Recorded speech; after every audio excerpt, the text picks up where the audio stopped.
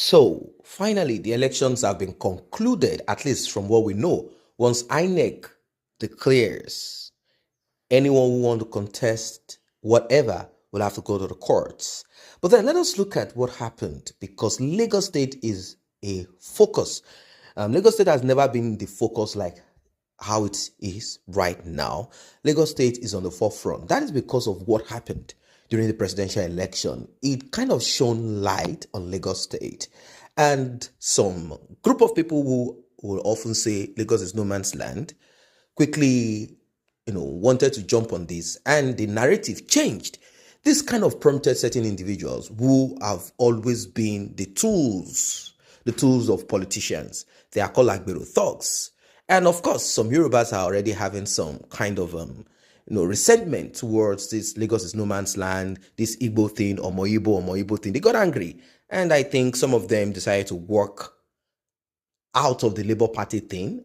And of course, there are people who believe that this has nothing to do with tribe. And moreover, the candidate of Lagos State Labour Party is not 100% an Igbo man. Nigeria is Godfather's land, meaning you bear, you take from, you are from where your father is from, and that's what it is, and that's what it has always been all over the world. But having said this, we know that Gbadebo Chinedu Rhodes Vival shares ancestry from the southeast of Nigeria. Now, we will be taking a close look at some of the incidents that happened. We saw Mcoluomo, the chairman of the NURTW, simply called the Agberos in Lagos, saying that Igbos should, because they know that if care is not taken, Lagos State will be broken into pieces. They won't be able to handle it anymore. And they are not ready to do this. This is their source of livelihood. Even though Mcoluomo's children live abroad, he knows that his children should live in countries and places where things work. And Nigeria is just a place where they come to steal, kill, and destroy, hoping that it will never get better. Maybe. Anyway, let us watch some couple of clips, and you'll be seeing some of those APC thugs or loyalists of APC warning people, apart from what Mcoluomo said initially before the election. And of course, before the election, what happened? Warning people from market to market, street to street, if you are not voting for APC, stay in your home unless you go collect. Let us watch some of these clips.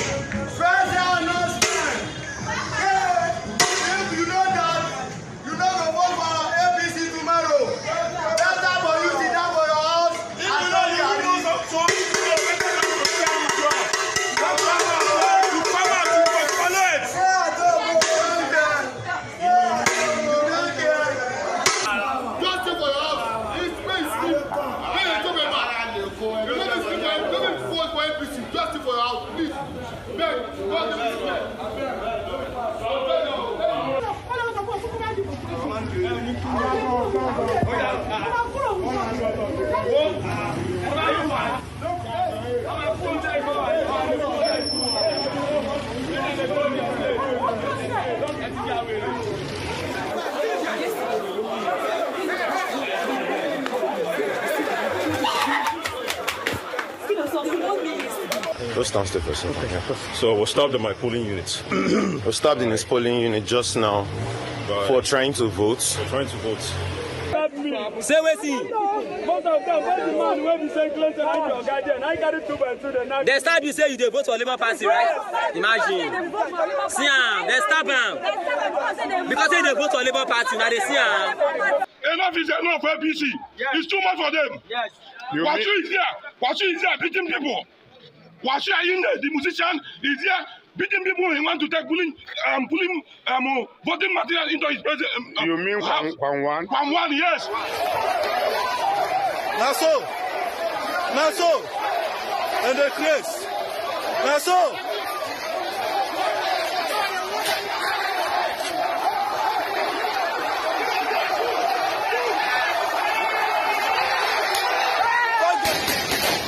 One down, one down. One down. One down, one is down. Welcome back. Like I said, Lagos State all of a sudden is now a place where a lot of people are beginning to be sentimental about it. They said, no, Lagos State is not supposed to be called no man's land, and that they are not happy about this. They said this should not happen anymore, and they said this should not repeat itself anymore. Now, I do understand what people feel. I do understand this survival instinct. I do understand this, this thing about our land, indigenousness, and I do understand all of that. We cannot take that away from those who are owners of the land. But there is a tweet by a member of APC, a Yoruba man, that I'm going to read out to you. This tweet, it came as a shock to some people, and some people feel like, yes, this is the right thing. This is from Bayo Ononuga. It took to his Twitter handle. Bayo Ononuga is the director of media publicity for APC, for Bola Ahmed Tinubu. And I'm going to read and quote what he wrote. Let 2023 be the last time of Igbo interference in Lagos politics. Let there be no repeat in 2027. Lagos is like Anambra, Imo, any Nigerian state. It is not no man's land, not federal capital territory. It is Yoruba land. Mind your business. And Femi Fani-Kayode, not from Lagos State, he affirmed this. He said, I am constrained to go further by saying that I also share the views of my dear friend, brother, and colleague, Omo Oba Bayo Ononuga, who reflected the views and thoughts of millions of our fellow Yorubas when he expressed deep and legitimate concerns about the attempt by the Igbo community in Lagos to take over our land and claim it as theirs. Now, I don't need to go further into Femi Fani-Kayode's link with Igbos. But then, even if you have a child with, just imagine at the end of the day, the children that Femi Fani-Kayode and ex-wife, one of his ex-wife, he has more, the Igbo one I'm talking about now, if the children come out one day and they want to occupy a political office, now that these children live with their mother, there is a possibility that they speak Igbo language. They might not be able to speak Yoruba language. And if they come and say, my name is Chinedu Fani-Kayode, of course, everyone knows who they are. Maybe some will even forget who they are. And they want to occupy a political position. Let's say they want to be governor of a state. Let's use Lagos State as an example. And these children cannot speak Yoruba. They say, well, you know our father. Yes, we know your father, Femi Fani-Kayode. And they are like, yes, my name is Tunde Chinedu Fani-Kayode, or whatever name they choose for themselves. And they cannot speak the language. This could be used against them. That's one thing. And apart from this, it is right that you teach your children the language of their father.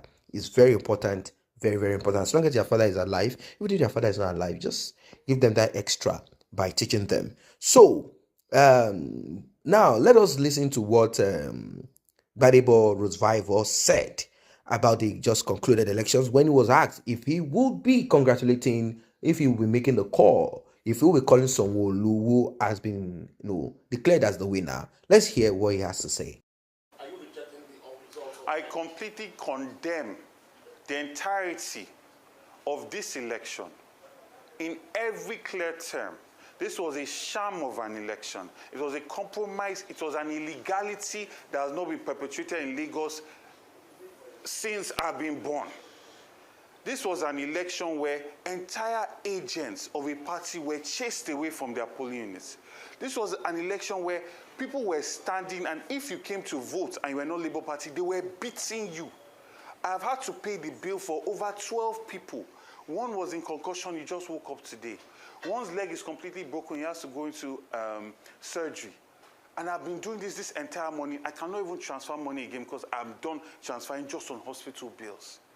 So I condemn this. I will never call Babajide Sanwo-Olu to congratulate him for this shambolic, this sham of an election, this violence that's literally setting a precedent for war in the next election, because nobody is going to come into elections believing that they will discuss ideas and issues anymore. Now, lastly, let us take a look at Rotimi Amechi, former governor of Rivers State and also former minister of transport.